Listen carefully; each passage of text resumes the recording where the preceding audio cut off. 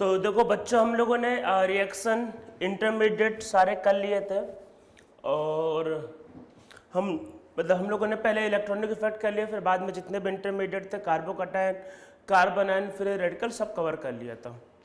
अब हम लोग इस चैप्टर के लास्ट पार्ट में आते हैं, जहाँ पे हम लोगों को एसिडिक एंड बेसिक ऑर्डर को पढ़ना है कि अगर 4 एसिड गिवन है तो उनमें कौन सा स्ट्रॉन्ग है, कौन सा वीक है, तो उसके बारे में हम लोगों को इसमें करना है। देखो सबसे पहले एसिड क्या होता है, बेस क्या होता है, ये ऑलरेडी मैंने एसिड बेस एंड सॉल्ट इस लेक्चर में पढ़ाया हुआ है। और अगर आपको नहीं पता है तो आप कि मेरे प्लेलिस्ट में जाके एसिड बेस एंड सॉल्ट देख सकते हो। तो मैंने वहाँ पे ये बताया है कितने टाइप से एसिड या बेस डिफाइंड होते हैं, और इवन मैंने इसके बारे में आयनिक इक्विलिब्रियम के भी फर्स्ट लेक्चर में बताया है कि एसिड एंड बेस कितने तरीके से डिफाइंड होते हैं। एसिड एंड बेस का पीएच कैसे निकालते हैं या पीएच कैसे निकालते हैं, ये मैंने वहाँ पे एक्सप्लेन किया है। साथ में मैंने ये भी एक्सप्लेन किया है कि स्ट्रॉन्ग एसिड क्या होता है, वीक एसिड क्या होता है, या फिर स्ट्रॉन्ग बेस या वीक बेस क्या होता है। तो ये सब चीज़ें हम लोगों ने पहले किया है। हम लोगों को यहाँ पे क्या करना है, जैसे मान लो अगर आपके पास कोई भी 4 एसिड दिए है, कोई भी 4 एसिड, तो हम लोगों को उनका ऑर्डर बताना है कि उनमें से कौन ज़्यादा स्ट्रॉन्ग है और कौन ज़्यादा कौन वीक है, उनमें आपस में कंपेयर करना है कि उनमें कौन ज़्यादा सुपीरियर एसिड है और कौन उसमें वीकर एसिड है। तो हम लोगों को इस सेक्शन में वही करना है। तो इसमें नीचे लिखो, तो लिखो in this section we study about the acidic and basic order. हम लोग यहाँ पे एसिडिक या फिर बेसिक ऑर्डर के बारे में हम लोग पढ़ते हैं कि कौन एसिड स्ट्रॉन्ग है, कौन सुपीरियर एसिड है, कौन वीकर एसिड है। तो उसके बारे में हम लोग यहाँ पे करते हैं, यहाँ पे एसिडिक एंड बेसिक ऑर्डर के बारे में हम लोग यहाँ पे कवर करेंगे। तो पहले बेसिकली कुछ बातों को समझ लेते हैं। इवन ये सब बातें मैंने आयनिक इक्विलिब्रियम में बताया हुआ है, पर फिर भी देखते हैं। जैसे मान लो HA एक एसिड है, ठीक है, एसिड के पॉइंट ऑफ व्यू से आते हैं। देखो ये ब्रेक होगा तो क्या बनेगा, H plus and A minus, ठीक है, ब्रेक होगा तो H plus and A minus बनेगा। ये बात सबको पता है कि जैसे ये जो एसिडिटी जो होता है या फिर जो रिएक्शन होता है, इसके लिए हम लोग लिखते हैं KA। K क्या होता है, KA होता है आपका dissociation,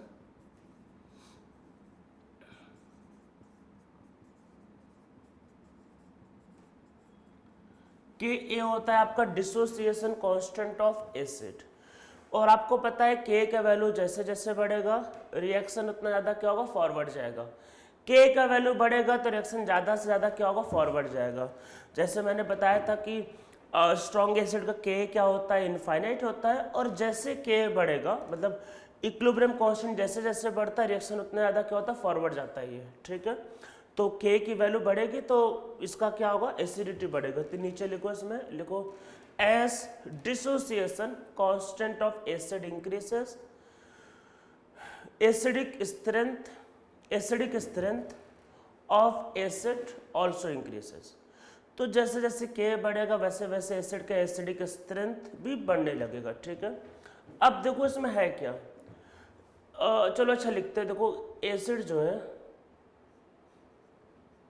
H plus A minus upon H है, ठीक है, ये एसिड है, एंड H प्लस को निकाल के जो बनता है दैट इज कॉन्जुगेट बेस। तो और ये कॉन्जुगेट बेस है, ठीक है। तो A माइनस क्या है, कॉन्जुगेट बेस। अब इस रिएक्शन को ध्यान से देखो, देखो एसिड तो उसको तो कुछ है ही नहीं। अब आप कोई भी एसिड ले सकते हो, ये तो कुछ भी हो सकता है। मान लो कि एसिटिक एसिड, फॉर्मिक एसिड, तो वो जो भी फॉर्मूला होगा, वो जो भी कंसंट्रेशन होगा वो तो ठीक है। वो इसमें देखो, इन दोनों को देखो, जब एसिड H प्लस का लॉस करेगा, कोई भी एसिड हो, चाहे एसिटिक एसिड हो चाहे फॉर्मिक एसिड हो, तो वो क्या बनाएगा, कॉन्जुगेट बेस, ठीक है। अब यहाँ पे इस बात को ध्यान से समझो, अगर कॉन्जुगेट बेस स्टेबल होगा तभी वो बनेगा। देखो जब ये एसिड जो होता है वो अपने H प्लस का लॉस करता है, एसिड का काम क्या H प्लस का लॉस करना। एसिड जब H प्लस का लॉस करेगा तो वो क्या बनाएगा, कॉन्जुगेट बेस, ठीक है। कॉन्जुगेट बेस अगर अनस्टेबल होगा, आराम से सोचो, अगर कॉन्जुगेट बेस अनस्टेबल होगा तो बनेगा ही नहीं भाई। अनस्टेबल मॉलिक्यूल किसी रिएक्शन में बन ही नहीं सकता है। और इवन हम लोगों ने इंटरमीडिएट में भी क्या पढ़ा है कि जो स्टेबल इंटरमीडिएट होता है वो बनता है। तो मतलब यहाँ पे भी आपको वही सब सोचना है, अगर कॉन्जुगेट बेस अनस्टेबल हुआ तो बनेगा ही नहीं, और अगर ये नहीं बनेगा तो ये नहीं बनेगा। देखो जब ये फॉरवर्ड आएगा तो दोनों बनेंगे, ऐसा नहीं हो सकता कि ये बन जाए और ये ना बने, क्योंकि जब रिएक्शन फॉरवर्ड आएगा तो दोनों बनेगा। अगर ये अनस्टेबल है तो ये नहीं बनेगा, और ये नहीं बनेगा तो ये भी नहीं बनेगा। तो इसका मतलब ये हुआ, अगर कॉन्जुगेट बेस वीक, मतलब कॉन्जुगेट बेस अगर अनस्टेबल हुआ, अगर कॉन्जुगेट बेस अनस्टेबल हुआ तो ये फॉर्म नहीं होगा, तो H+ फॉर्म नहीं होगा। H+ फॉर्म नहीं हुआ, इसका मतलब एसिड कैसा है, वीक। तो कुछ स्ट्रॉन्ग एसिड का मतलब है कि जो ज़्यादा से ज़्यादा H+ दे, जितना ज़्यादा H+ देगा, मतलब जितना ज़्यादा वही इसका अल्फा होगा, जितना ज़्यादा इसका डिग्री ऑफ डिसोसिएशन होगा, फिर जितना ज़्यादा वो H+ देगा उतना अच्छा एसिड कहलाएगा। H+ वो तभी दे पाएगा जब वो स्टेबल है। अगर ये अनस्टेबल है तो H+ नहीं दे पाएगा तो एसिड कैसा कहलाएगा, वीक। दूसरी बात समझते हैं, अगर ये स्टेबल होगा, मान लो कॉन्जुगेट बेस स्टेबल, आराम से बन जाएगा, ये आराम से बनेगा तो ये भी आराम से बन जाएगा, तो H+ का नंबर क्या होगा, बढ़ेगा, तो उसका एसिडिटी क्या होगा, इंक्रीज होगा।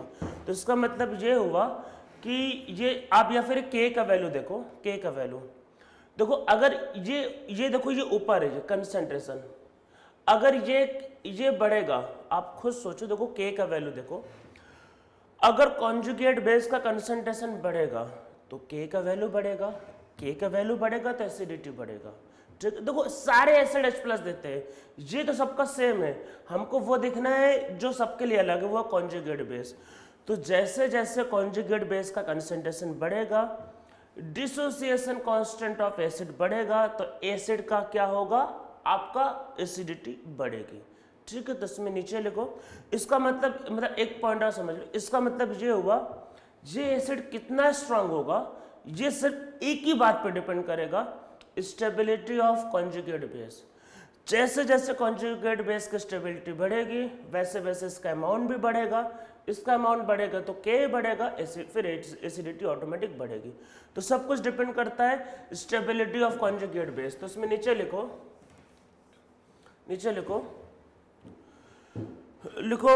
Acidity of N acid depends only on stability of conjugate base.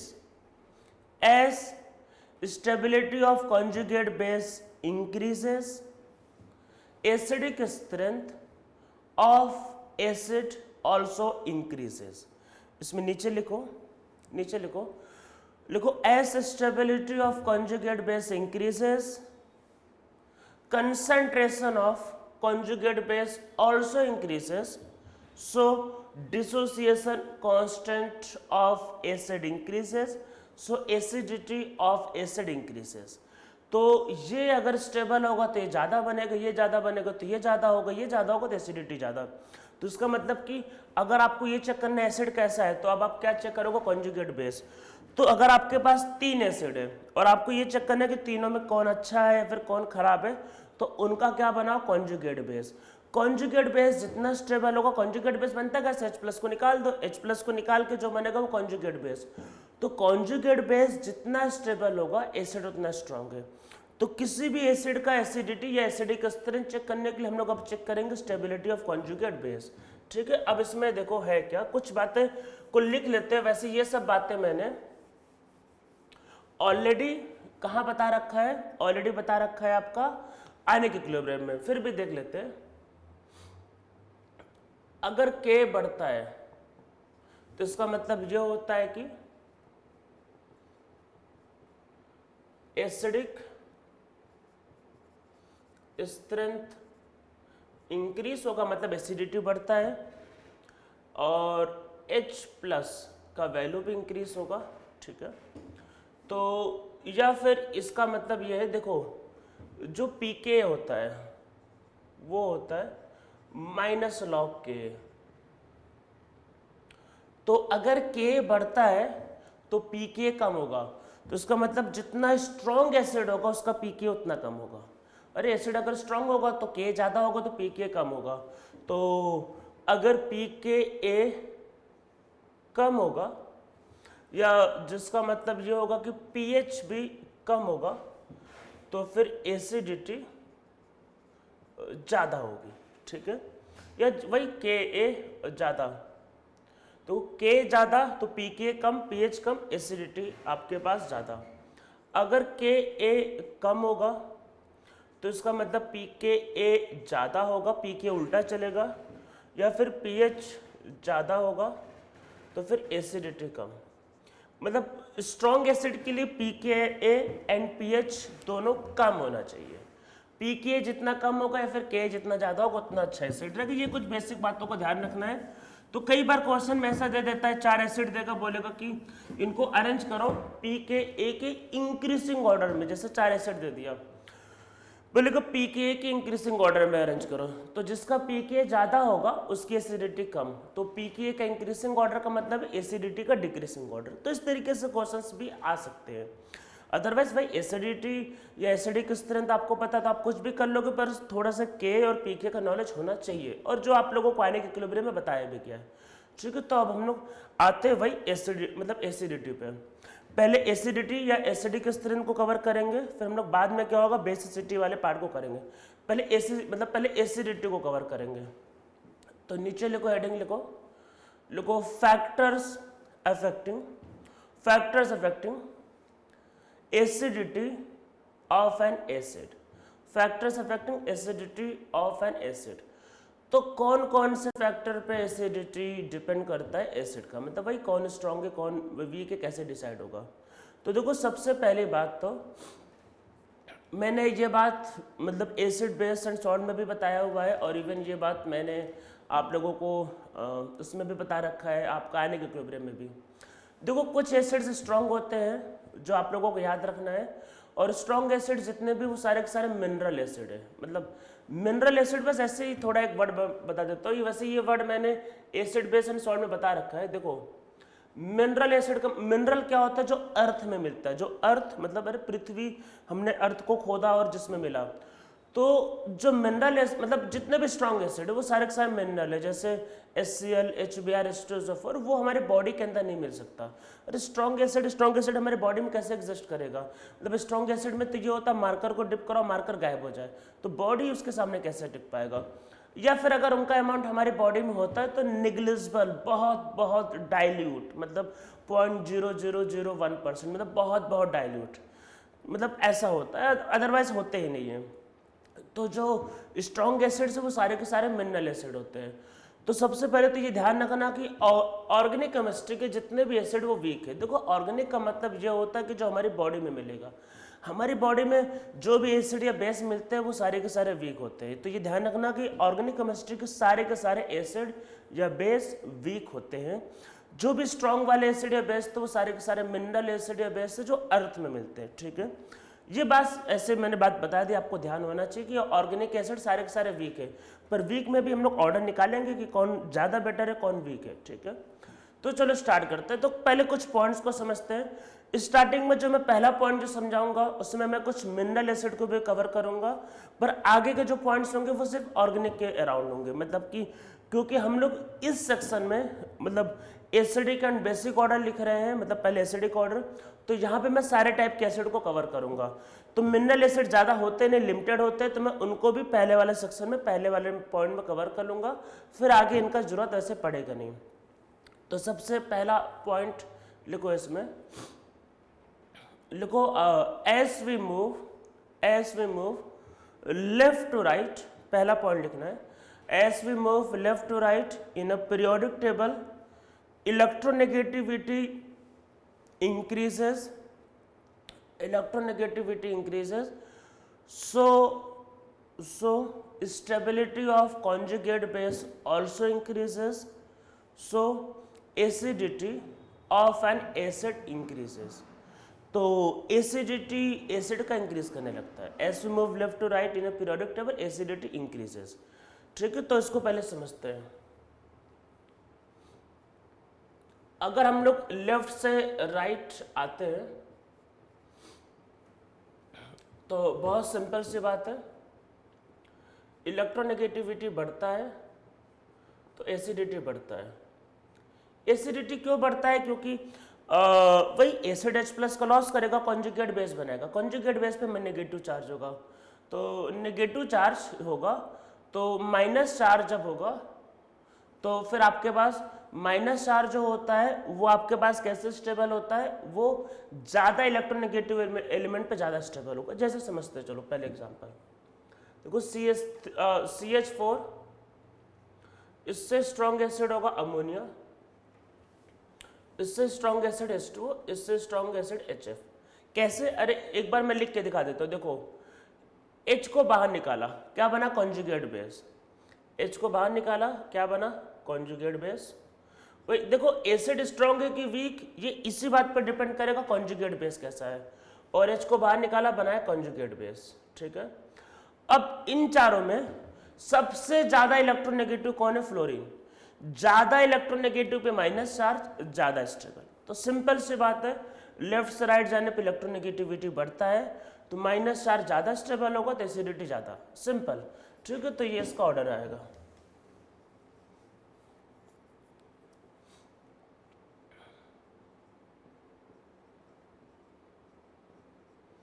अभी हमारा सारा फोकस लेफ्ट से राइट में, ध्यान रखना। ठीक है, अभी लेफ्ट से राइट में सारा फोकस कर रहे हैं।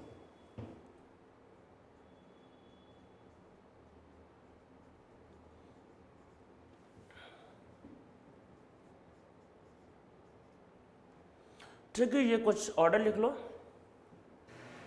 ठीक है, ये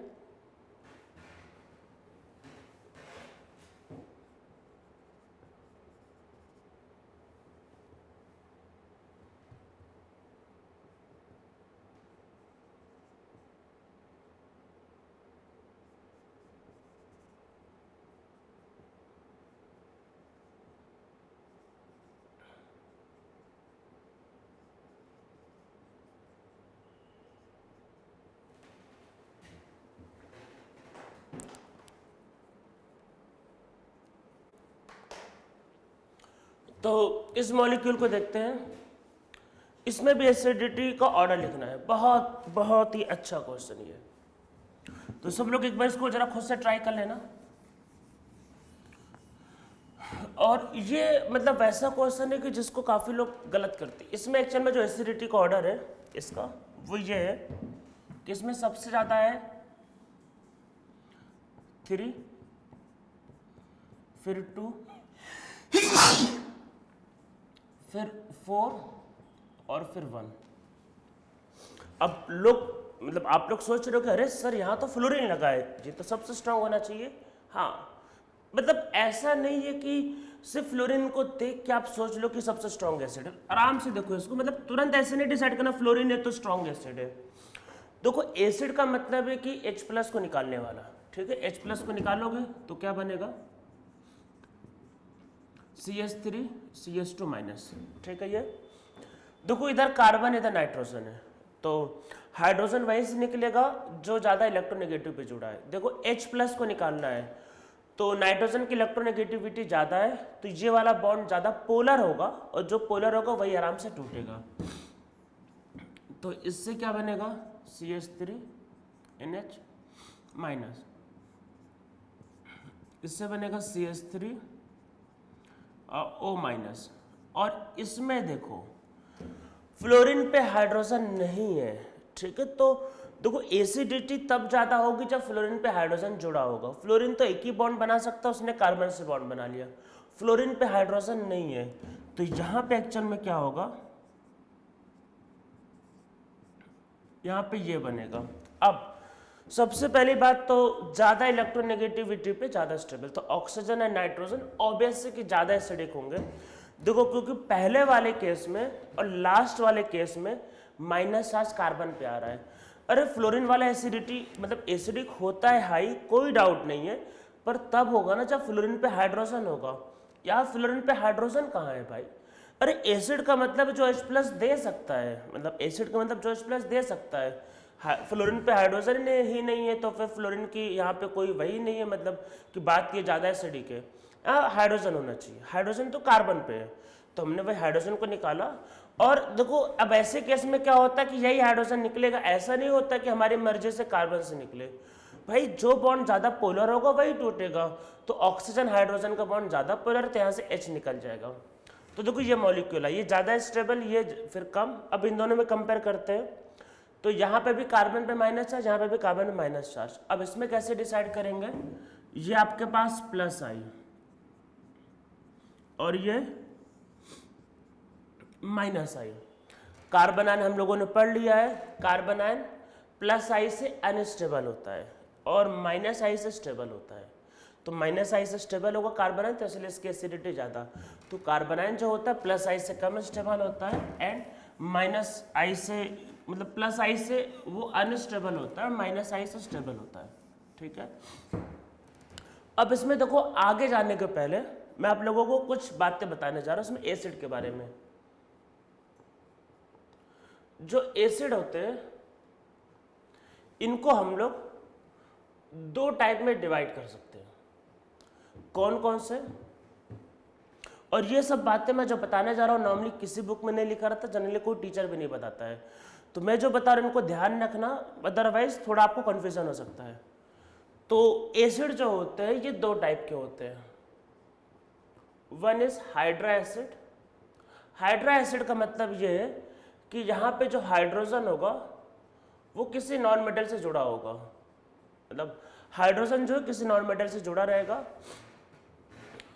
और यहाँ पे दूसरा जो एसिड है that is oxy acid. Oxy acid में क्या होगा, हाइड्रोजन जो है वो हमेशा ऑक्सीजन से जुड़ा होगा और ऑक्सीजन किसी नॉन मेटल से जुड़ा होगा। मतलब कि ऑक्सी एसिड के केस में ऑक्सीजन हमेशा होगा। हाइड्रा एसिड के केस में अगर आप वाटर लोगे तो वो अलग केस है, अदरवाइज उसमें ऑक्सीजन नहीं होगा। तो हाइड्रा एसिड में क्या होता है, हाइड्रोजन होता है, साथ में एक नॉन मेटल होता है। और ऑक्सी एसिड के केस में हाइड्रोजन, फिर ऑक्सीजन और फिर एक नॉन मेटल होगा। जैसे हाइड्रा एसिड के एग्जांपल HCl, HBr, HI ये सब होगा। ऑक्सी एसिड भाई जितने भी ऑक्सीजन वाले HNO3, H2SO4 कोई भी ले लो, SLO4, तो ये होगा। तो hydra acid and oxy acid, जैसे इनके एग्जांपल्स लिख लेते हैं।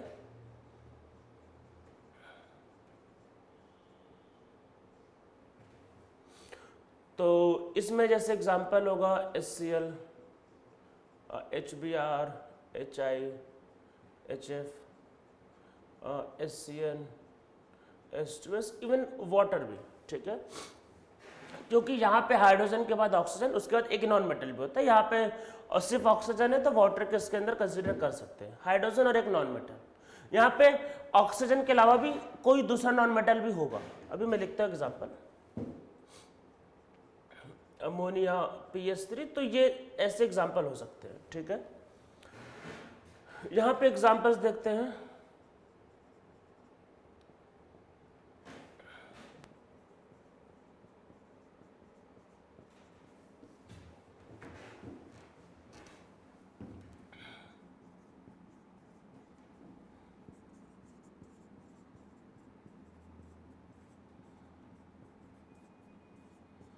और भी हो सकते हैं। ठीक है, तो ये आपके पास एग्जांपल हो सकते हैं।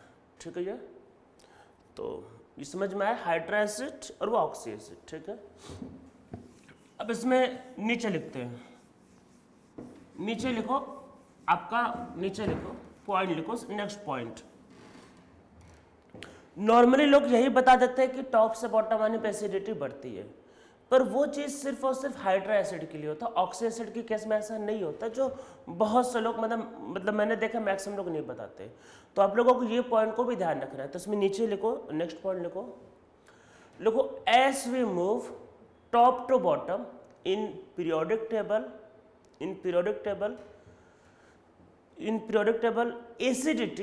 Acidity of hydra acid increases due to increase in size of atom। तो टॉप से बॉटम आने पे हाइड्रा एसिड के केस में किसके लिए कर रहे हैं, हाइड्रा एसिड। तो इसमें अगर आप टॉप से बॉटम आते हो तो यहां पे जो साइज होगा वो इंक्रीज करता है, या फिर जो एसिडिटी होता है वो भी इंक्रीज करता है, ठीक है। तो HF इससे स्ट्रॉन्ग एसिड HCl, इससे स्ट्रॉन्ग एसिड HBr, इससे स्ट्रॉन्ग एसिड HI, ठीक है। समझ लो इसको, बहुत सिंपल सी बात है। देखो HF, फिर HCl, फिर HBr, फिर HI। टॉप से बॉटम आने पे देखो साइज बढ़ेगा तो बॉन्ड लेंथ बढ़ेगा, मतलब साइज बढ़ेगा तो बॉन्ड लेंथ बढ़ेगा, बॉन्ड लेंथ बढ़ेगा तो बॉन्ड एनर्जी कम होगा, बॉन्ड एनर्जी कम होगा तो बॉन्ड आराम से टूटेगा, बॉन्ड आराम से टूटेगा तो H+ बन जाएगा, H+ बनेगा तो एसिड स्ट्रॉन्ग।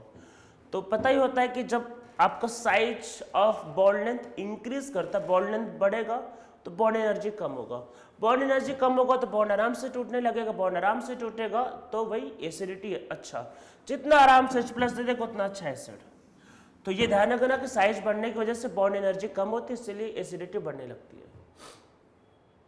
जैसे वाटर, उससे अच्छा एसिड H2S, उससे अच्छा एसिड H2SC, अमोनिया, उससे अच्छा एसिड PH3, उससे अच्छा एसिड ASH3, ठीक है। तो टॉप से बॉटम आने पे एसिडिटी बढ़ता है।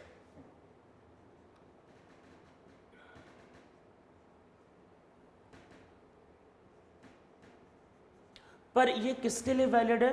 हाइड्रा एसिड के लिए, ठीक है।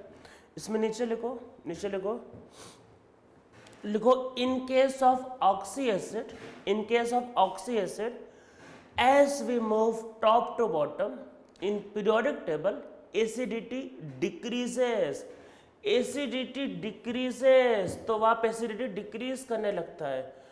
तो अब देखो, अगर आपके पास अगर ये ऑक्सी एसिड होगा तो फिर टॉप से बॉटम आने पे जो एसिडिटी होता है वो डिक्रीज करने लगता है, ठीक है। और इसमें नीचे लिखो, लिखो as we move top to bottom electronegativity decreases, electronegativity decreases, so acidity also decreases।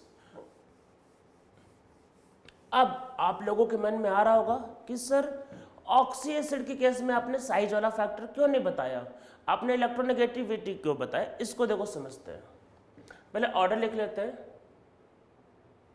HNO3, उससे वीक एसिड होता है H3PO4, ठीक है। ये HClO4, उससे वीक एसिड HbRO4, उससे वीक एसिड HiO4, ठीक है। इसको देखो समझते हैं, चलो इन दोनों को समझते हैं, आपको चीजें क्लियर हो जाएंगी। देखो HClO4 का स्ट्रक्चर क्या है,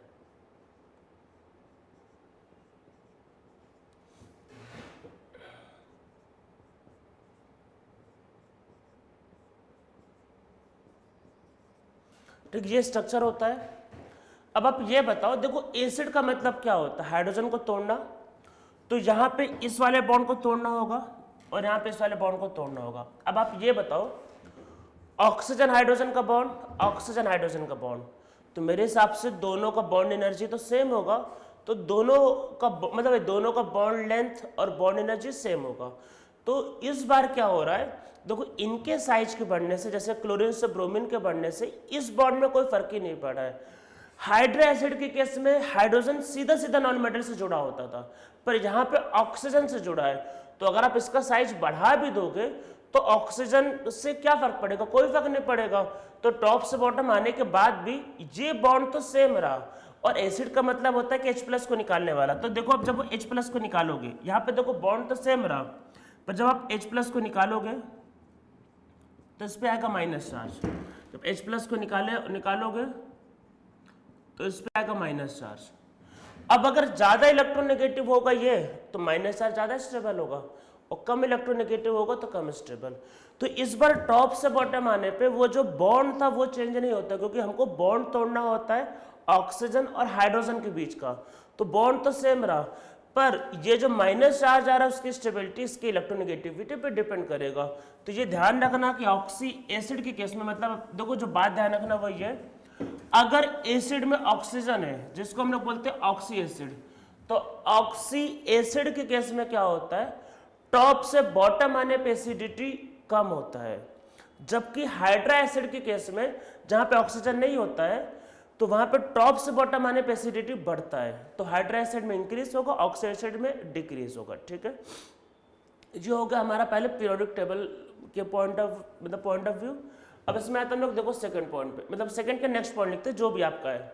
ठीक है, नेक्स्ट पॉइंट लिखते हैं, देखो एसिडिटी जो होता है वो डिपेंड करता है किस पे, कॉन्जुगेट बेस की स्टेबिलिटी पे। ठीक है, तो अगर इलेक्ट्रोनेगेटिविटी बढ़ेगा तो एसिडिटी भी बढ़ेगा। ठीक है, तो इसमें नीचे लिखो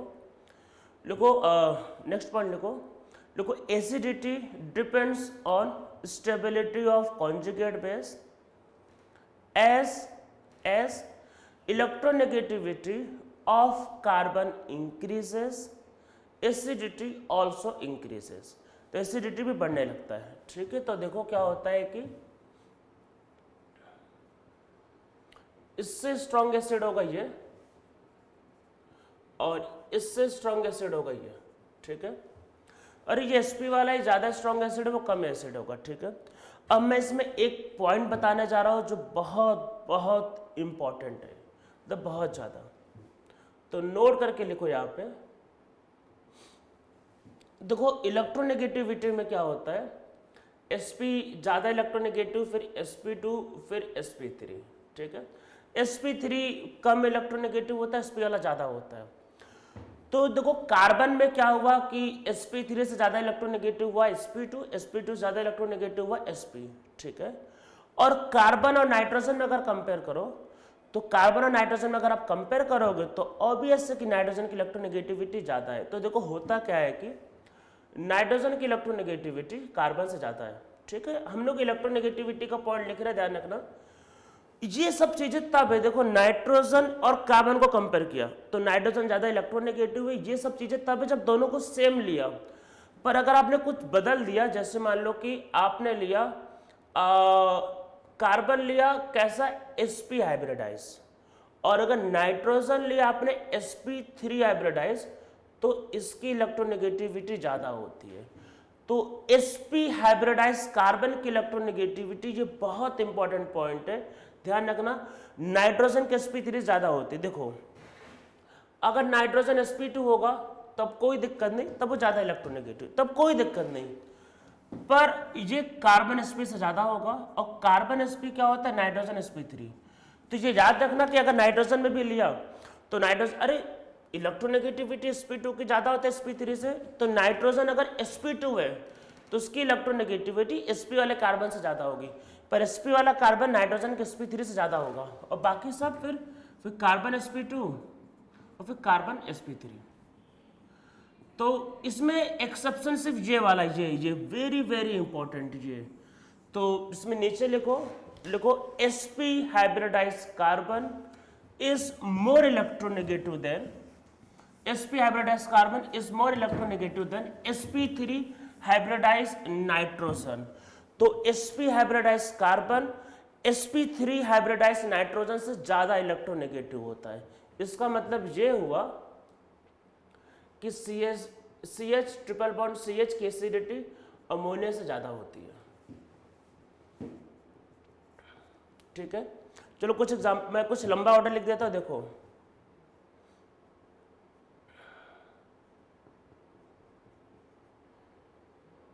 ये sp2 हाइब्रिडाइज है और यहाँ पे एक लोन पेयर है। ठीक है, तो इसकी एसिडिटी इससे ज्यादा है, पर इससे कम अमोनिया, क्योंकि ये अब sp है और ये sp3 है।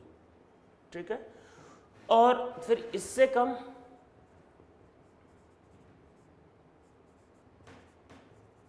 ये। ठीक है, नीचे एक क्वेश्चन लिखो, कंपेयर द, बहुत ही ज्यादा फेमस क्वेश्चन है, compare the acidity of water, ammonia and acetylene, और इसको एसिटिलीन गैस बोलते हैं। Compare the acidity of water, ammonia and acetylene. तो वाटर के बाद एसिटिलीन गैस, उसके बाद अमोनिया। तो ये ध्यान रखना, अमोनिया एसिटिलीन गैस से वीकर एसिड होता है, बहुत इंपॉर्टेंट पॉइंट है, इसको ध्यान रखना है। ठीक है, तो ये आपको चीजें क्लियर होंगी पूरा ये। तो इसमें जो एक्सेप्शन जो था वो यही था कि sp हाइब्रिडाइज कार्बन की एसिडिटी sp3 हाइब्रिडाइज नाइट्रोजन से ज्यादा होती है। ठीक है, ये तो ये तो हो गया चलो इलेक्ट्रोनेगेटिविटी का पॉइंट। अब हम लोग इसमें आते हैं वही plus I minus I effect पे, ठीक है, इन सब पे आते हैं। तो देखो सिंपल है, एसिड जब H प्लस का लॉस करता है तो क्या बनता है, कॉन्जुगेट बेस। क्या बताया है कि कॉन्जुगेट बेस जितना स्टेबल होगा एसिड उतना अच्छा होगा। तो बेस का मतलब है नेगेटिव चार्ज, और नेगेटिव चार्ज मतलब कि अनायन, और अनायन की स्टेबिलिटी हम लोगों ने अभी 2 लेक्चर पहले ही पढ़ा है। तो अनायन को अगर स्टेबल करना है तो माइनस आई माइनस एम, एक एक करके करेंगे, पहले इंडक्टिव इफेक्ट को करेंगे। तो इसमें नीचे लिखो, नीचे लिखो, लिखो acidity of N acid depends on stability of conjugate base.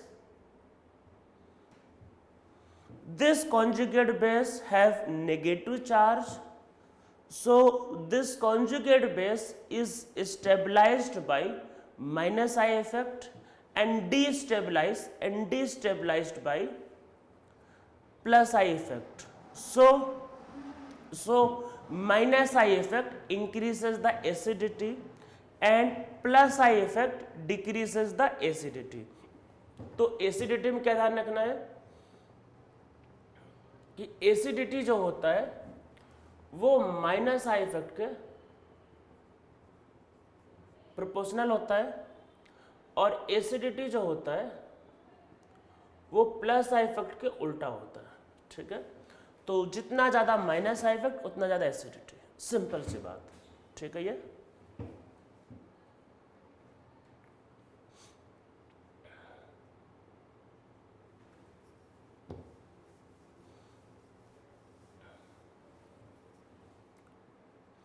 जैसे मान लेते कार्बोक्सिलिक एसिड, कार्बन बढ़ाओ तो एसिडिटी कम,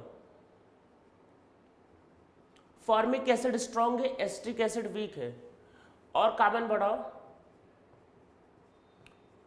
तो प्रोपेनोइक एसिड और वीक है। तो जैसे जैसे कार्बन बढ़ेगा वैसे वैसे एसिडिटी कम होगा,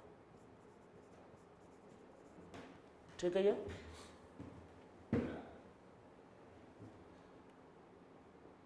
अल्कोहल की बात करते हैं तो अल्कोहल इससे वीक, ये इसमें स्ट्रेट चेन में बढ़ाया था मैं, मतलब इस बार तो स्ट्रेट चेन में था, मैं इस बार एक काम करता हूँ इसको ब्रांचिंग में बढ़ा देता हूँ, कोई फर्क नहीं पड़ेगा। ज्यादा कार्बन तो ज्यादा प्लस है तो एसिडिटी कम।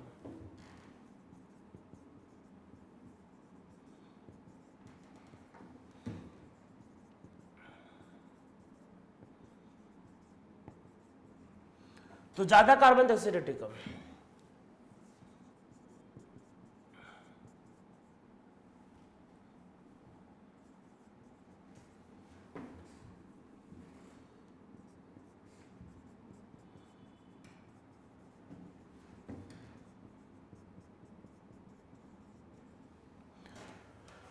ये प्लस आई लगाएगा, ये माइनस आई, और ये माइनस आई लगाएगा तो उसकी एसिडिटी बढ़ेगी, और ट्रिपल बॉन्ड का माइनस आई और ज़्यादा तो एसिडिटी और ज़्यादा, ठीक है। ये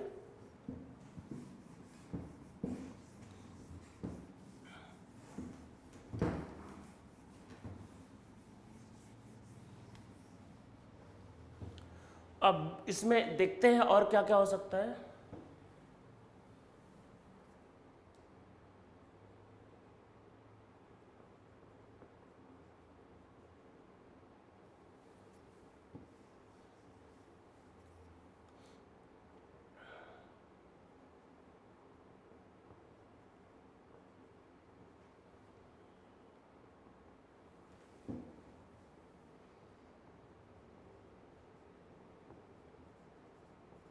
तो कुछ ज़्यादा फ्लोरीन होंगे तो ज़्यादा माइनस है तो एसिडिटी ज़्यादा,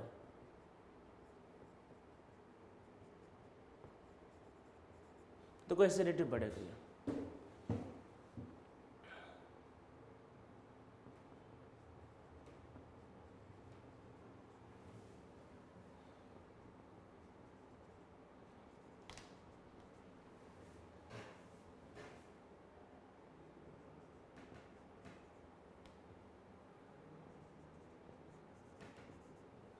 तो याद होगा इसका माइनस है ज़्यादा, ये कम, तो एसिडिटी कम होती जा रही है।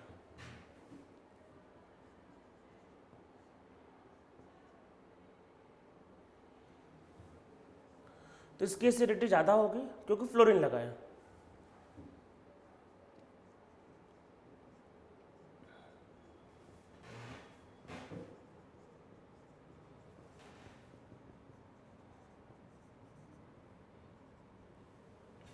तो देखो इसमें सब में आपके पास वही ऑक्सीजन जुड़ा है, आप ऑक्सी एसिड बोल सकते हो। तो इलेक्ट्रोनेगेटिविटी देखो कम हो रही है, फ्लोरीन से क्लोरीन, क्लोरीन से ब्रोमीन, उससे आयोडीन, तो इलेक्ट्रोनेगेटिविटी कम तो एसिडिटी कम, ठीक है ये। तो ये हम लोग प्लस आई और माइनस आई से कर रहे थे। अब हम लोग आते हैं नीचे क्वेश्चन लिखो, compare the acidity of water and alcohol. बहुत इंपॉर्टेंट क्वेश्चन है। Compare the acidity of water and alcohol. देखो एल्कोहल का मतलब होता है ROH।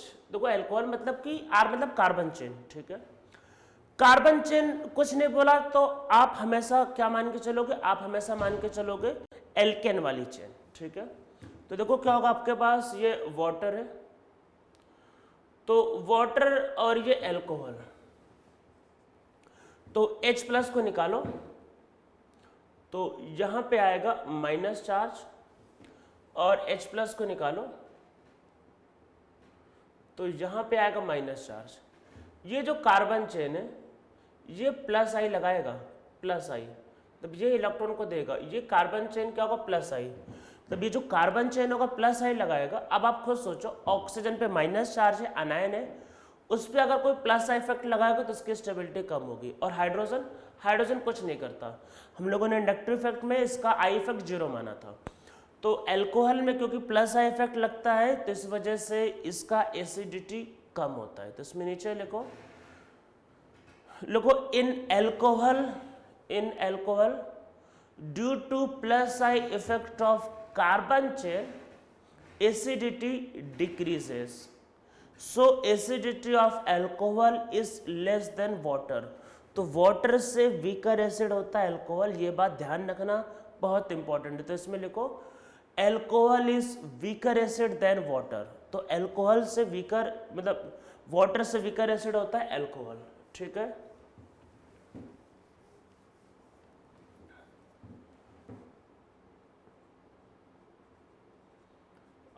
इथेनॉल, एक्चुअल में इथेनॉल वीकर एसिड होता है। इथेनॉल वही जो लोग ड्रिंक करते हैं, फिर उससे वीकर एसिड होता है प्रोपेनॉल, मतलब एसिडिटी कम होता जाएगा, ठीक है ये।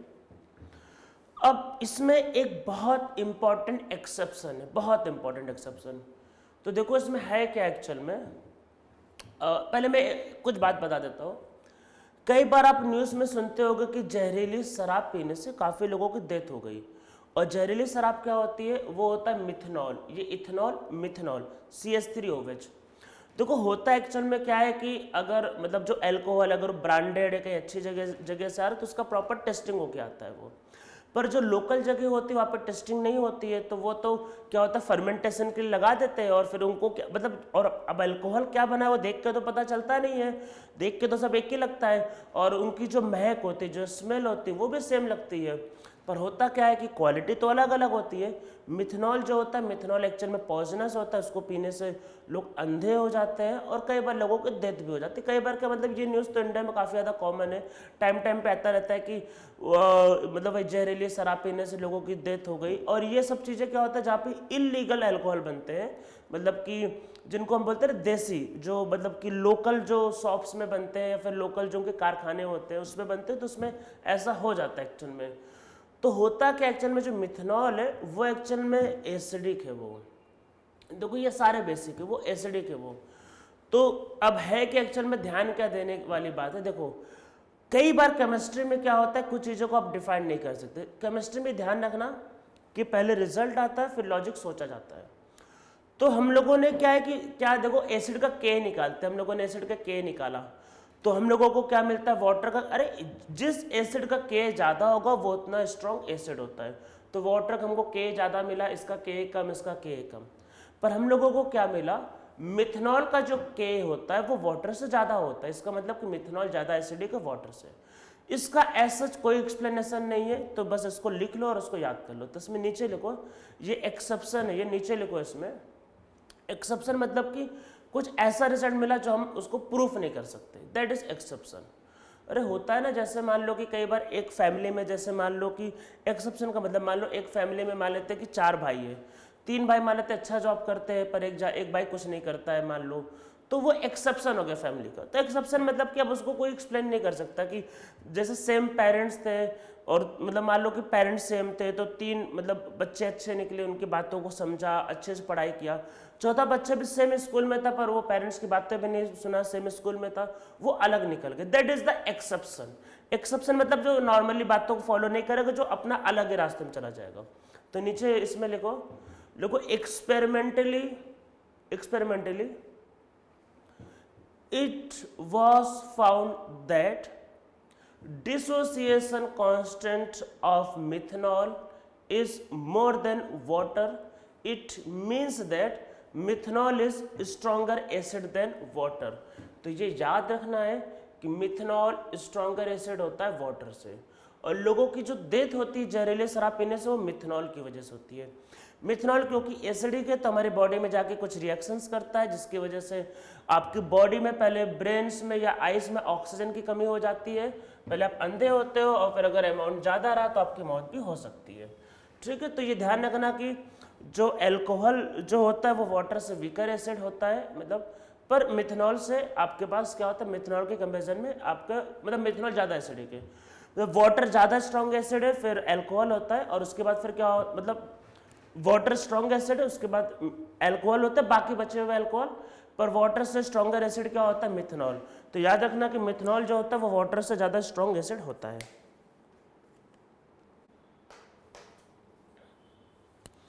हम लोग चलो एक अच्छा एग्जाम्पल करते हैं। तो आप लोगों को ये याद है Ka1 एंड Ka2। अरे आने के इक्विलिब्रियम में बताया था ना ये कि जब एसिड जब पहला H+ देता है तो वो K1 कहलाएगा और जब दूसरा H+ देगा तो Ka2 कहलाएगा। समझते हैं इसको, समझते हैं बहुत अच्छे एग्जाम्पल से एक से।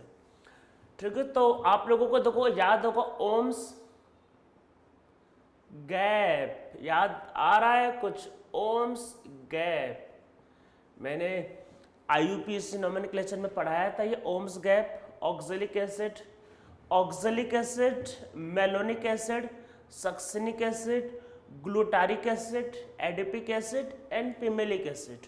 तो मैंने ये आपको लिखवाया था, ये कहाँ पे आपका IUPAC नोमेनक्लेचर में। अब देखते हैं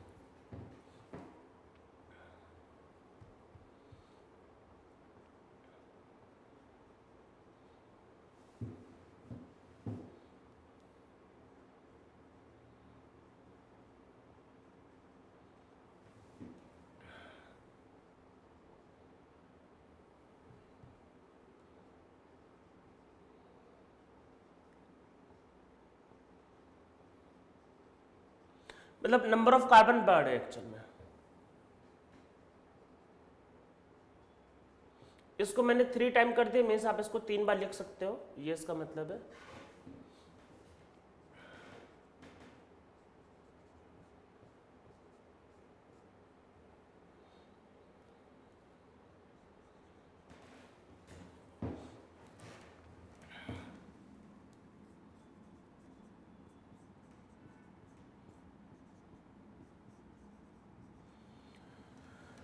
ठीक है, देखो ये मॉलिक्यूल यही जो मैं बता रहा था, इसको मैं फिर से एक बार इसका नेम में लिख देता हूँ, ओम्स गैप। ठीक है, यही ओम्स गैप है।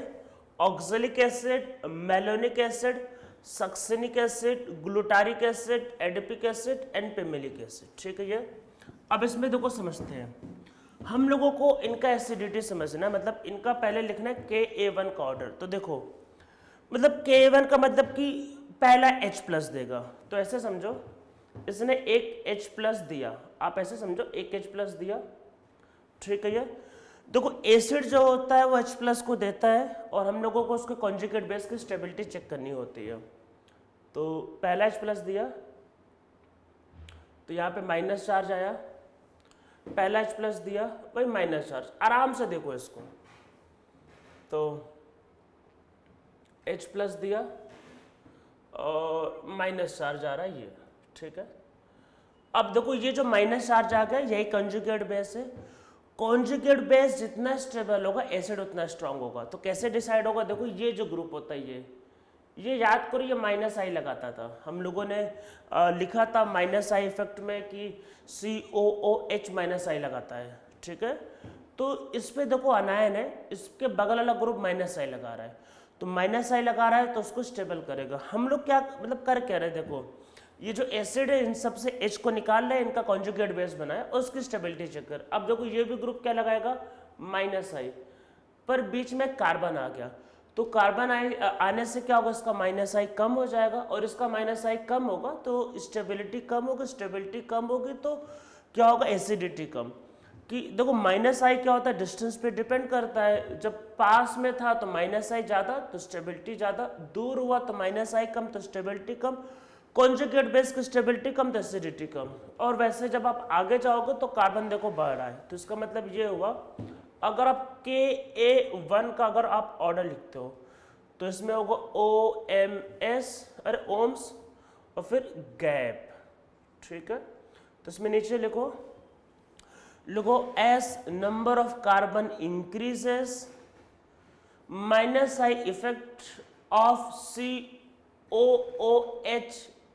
COOH group decreases, so stability of conjugate base decreases, so acidity decreases, तो acidity decrease करने लगता है, ठीक है। ये तो हो गया Ka1 जब पहला H का लॉस किया, ठीक है।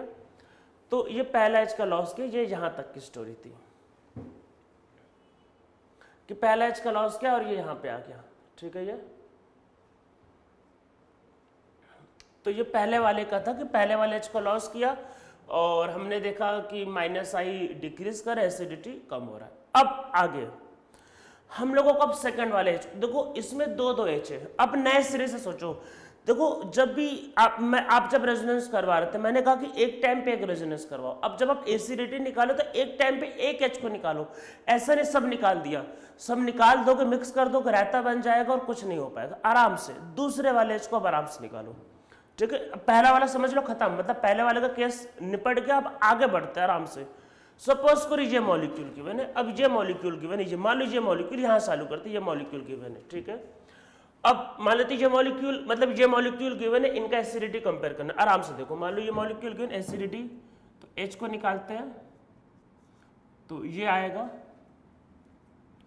मान लेते ये मॉलिक्यूल गिवन है, इनका एसिडिटी कंपेयर करना है, तो H को निकाला, ये पुराना वाला केस खत्म, नए सिरे से सोचना है। अब H को निकाला, वही माइनस चार्ज, वही H को निकाला माइनस, फिर H को निकाला माइनस और वही H को निकाला माइनस, ठीक है।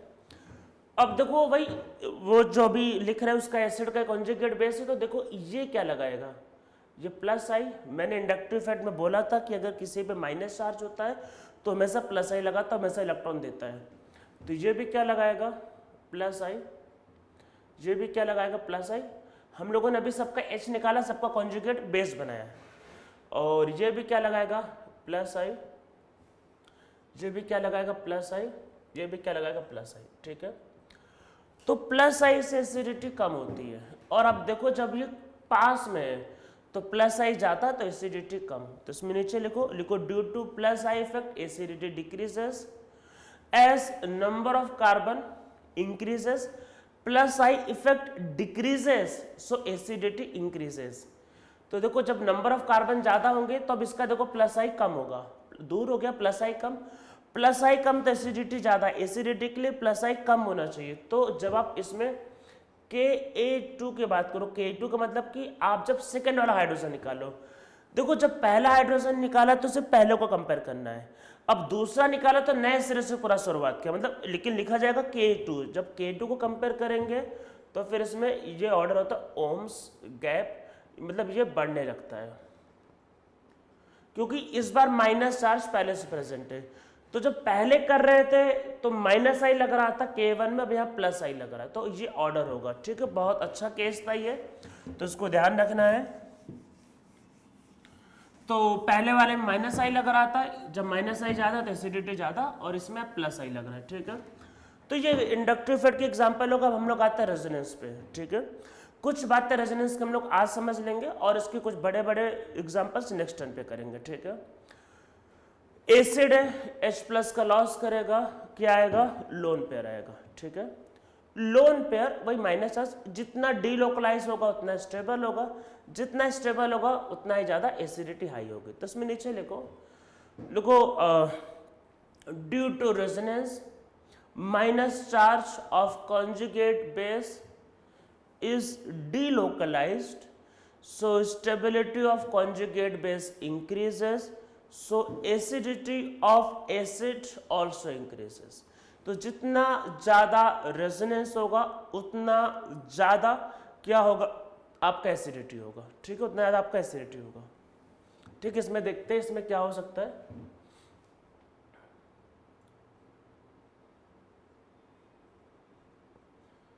एक इथेनॉल, एक पहले एग्जांपल को समझते हैं, वाटर,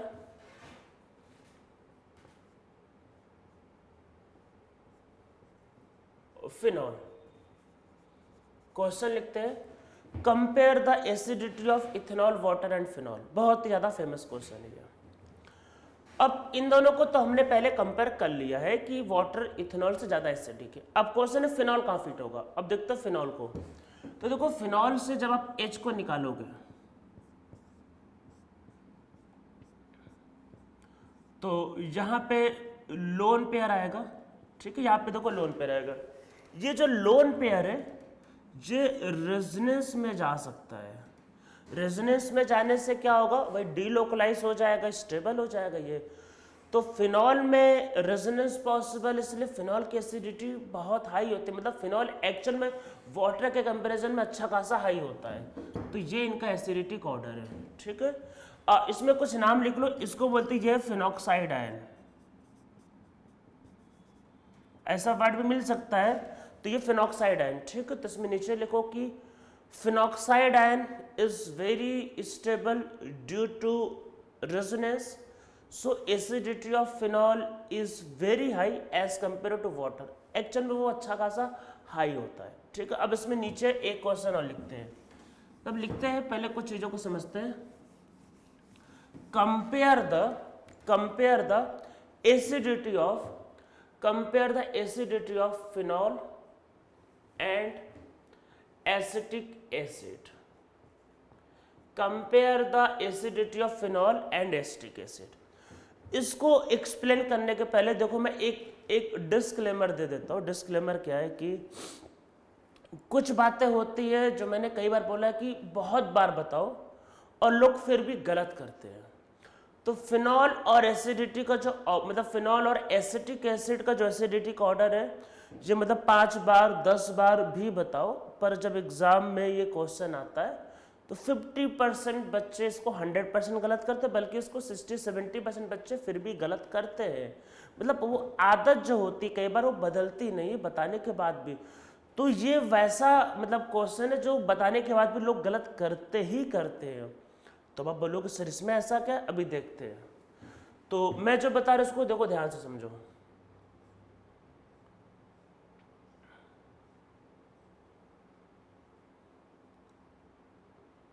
ठीक, ये फिनॉल है,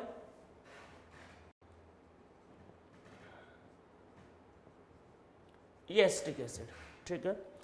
एसिडिटी को निकालने के लिए क्या होता है, H को हटाओ और कॉन्जुगेट बेस बनाओ, ठीक है। ये फिनॉक्साइड आयन कहलाता है। और वही इसको निकाला, इस पे है माइनस चार्ज, ठीक है। इसमें देखो रेजोनेंस किया, ठीक है, रेजोनेंस किया तो माइनस चार्ज पहले यहाँ पे आकर देखो मैं रेजोनेंस करवा के देखा है, आप रेजोनेंस वाले लेक्चर मेरे जाके देख सकते हो। फिर माइनस चार्ज यहाँ पे आएगा, ठीक है। फिर माइनस चार्ज यहाँ पे आता, फिर बाहर। मतलब जब रेजोनेंस करते हैं, अरे यहाँ करोगे तो पहले यहाँ पे ऑर्थो में आएगा, फिर ऑर्थो से फिर पैरा पे आता है, फिर पैरा से फिर ऑर्थो पे, फिर बाहर। तो रेजोनेंस कितनी जगह जा रहा है, 1 2 3 जगह रेजोनेंस। कितनी जगह, 3 जगह रेजोनेंस जा रहा है। यहाँ पे ये इधर और ये इधर। तो ये आपके पास क्या होगा, यहाँ पे ऑक्सीजन पे माइनस चार्ज आया और ये डबल बॉन्ड O, ठीक है। तो दोनों में अगर पूछा जाए कि ज़्यादा इफेक्टिव रेजोनेंस कौन सा है, फिर ज़्यादा अच्छा रेजोनेंस कौन सा है, लोगों को लगता है अरे सर 1 2 3 ये नहीं। एक्चुअल में इसके सामने वो रेजोनेंस बहुत कम है, मतलब ये रेजोनेंस तो आप समझ लो बहुत ही ज़्यादा पावरफुल है, तो उसके सामने तो वो रेजोनेंस कुछ एक्चुअल में है ही नहीं। तो एक्चुअल में क्या है कि ये रेजोनेंस के सामने, इसके सामने ये कुछ है ही नहीं। कुछ बातों को पहले आप रिमाइंड करो। सबसे पहली बात तो मैंने एक पॉइंट बोला है कि इक्विवेलेंट रेजोनेंस हमेशा ज़्यादा इफेक्टिव होता है नॉन इक्विवेलेंट से। दोनों स्ट्रक्चर सेम है, दोनों में माइनस चार्ज ऑक्सीजन पे जा रहा है, ये इक्विवेलेंट रेजोनेंस है। यहाँ पे देखो क्या होगा, मैं एक रेजोनेंस करके दिखाता हूँ। यहाँ पे रेजोनेंस करने के बाद क्या होगा,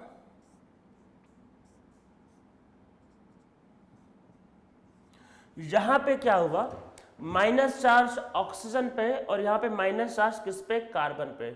तो ये नॉन इक्विवेलेंट स्ट्रक्चर, यहाँ पे माइनस चार्ज ऑक्सीजन पे, यहाँ पे कार्बन पे। इक्विवेलेंट का मतलब कि सेम। अब माइनस चार्ज ज्यादा इलेक्ट्रोनेगेटिव पे ज्यादा स्टेबल होते हैं, कम इलेक्ट्रोनेगेटिव पे कम स्टेबल। ये नॉन इक्विवेलेंट रेजोनेंस है, ये इक्विवेलेंट रेजोनेंस है। इक्विवेलेंट रेजोनेंस हमेशा ज्यादा इफेक्टिव होता है नॉन इक्विवेलेंट रेजोनेंस से, ये पहली बात। दूसरी बात ये कि यहाँ माइनस चार्ज कार्बन पे आया, यहाँ माइनस चार्ज ऑक्सीजन पे आया। माइनस चार्ज हमेशा ज्यादा इलेक्ट्रोनेगेटिव एटम पे प्रेफर किया जाएगा। कार्बन 1 हो, 2 हो, 3 हो, अरे 3 का 5 हो या 10 हो, उससे मतलब नहीं है। माइनस चार्ज ज्यादा इलेक्ट्रोनेगेटिव एटम पे प्रेफर होगा, ये बात ध्यान रखना है। तो जब भी आपको माइनस चार्ज का रेजोनेंस करवाना है तो पहले ये देखो जा किस पे रहा है चार्ज। माइनस चार्ज हमेशा ज्यादा इलेक्ट्रोनेगेटिव प्रेफर होगा। अगर जाने वाला जैसे मान लो ऑक्सीजन पे ही जा रहा है तो पहले ये देखो जा किस पे रहा है। अगर सेम एटम पे जा रहा है तब नंबर काउंट करो। पहली बात तो ये माइनस चार्ज ऑक्सीजन पे गया, ये कार्बन पे गया, तो कंपेयर करने का कोई सेंस ही नहीं। Oxygen second most electronegative element, carbon कहाँ मतलब बहुत कम इलेक्ट्रोनेगेटिव, तो ये इससे बहुत ज्यादा स्टेबल होगा ये, ठीक है। तो इसमें नीचे मतलब पहले लिखो तो इसका रेजोनेंस ज्यादा इफेक्टिव, तो इसमें नीचे लिखो, कुछ पॉइंट्स लिखते हैं, ठीक है। तो लिखो इसमें कि acetic acid is more stronger than phenol because conjugate base of acetic acid is very stable as compare to conjugate base of phenol, ठीक है। तो जो पहले एसिडिटी पहले वो लिख लेते हैं ये, अब इसमें कुछ बातों को लिखते हैं, ठीक है। तो इसमें नीचे लिखो, ये जो पहली बात मैं बताऊंगा कि पहले ये देखना है कि माइनस चार्ज जा किस पे रहा है, नंबर बाद में, पहले ये माइनस चार्ज जा किस पे रहा है। तो इसमें नीचे लिखो लिखो negative charge on more electronegative atom is always more stable. In case of acetic acid, negative charge is delocalized on oxygen, whereas in case of phenol, negative charge is delocalized on carbon. So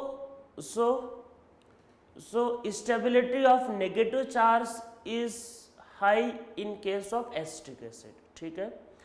तो पहले देखना है negative charge जा किस पे रहा है, और आगे के लिए मैं आपको एक बात बता रहा हूं, अगर सेम एटम पे जा रहा है तब नंबर काउंट करते हैं, ठीक है। तो इसमें नीचे लिखो if negative charge are delocalized on same atom, in that case compare the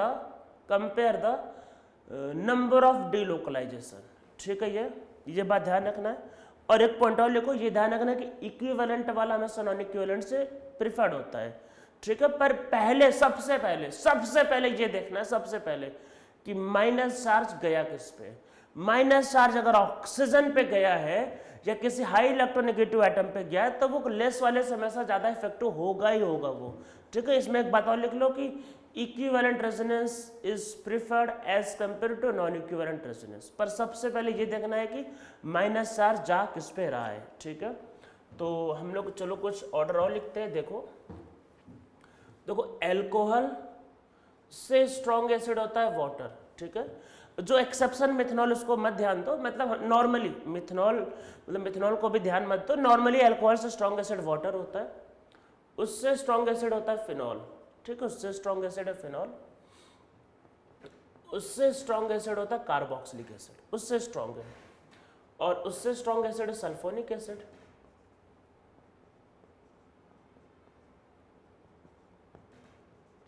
ठीक है, सल्फोनिक एसिड स्ट्रॉन्ग है। सल्फोनिक एसिड के केस में वही H को बाहर निकालोगे तो रेजोनेंस होगा, ठीक है। तो उससे स्ट्रॉन्ग एसिड सल्फोनिक एसिड। तो ये एसिडिटी का आपका क्या होगा, ऑर्डर होगा, ठीक है। ये इनमें और भी केसेस होंगे, कुछ कॉम्प्लिकेटेड केसेस भी होंगे जो हम लोग आगे करते हैं। आज लेक्चर यहीं पे रुकते हैं, रेजोनेंस को बस स्टार्ट किया है। रेजोनेंस के कुछ कॉम्प्लिकेटेड केसेस करेंगे और बड़े बड़े केसेस भी करेंगे पर नेक्स्ट लेक्चर में, ठीक है। आज हम लोगों ने बस एसिड का अभी बेसिक पढ़ा है, इसमें थोड़े कॉम्प्लिकेटेड एग्जांपल ऑर्गेनिक एसिड के नेक्स्ट लेक्चर में स्टार्ट करते हैं।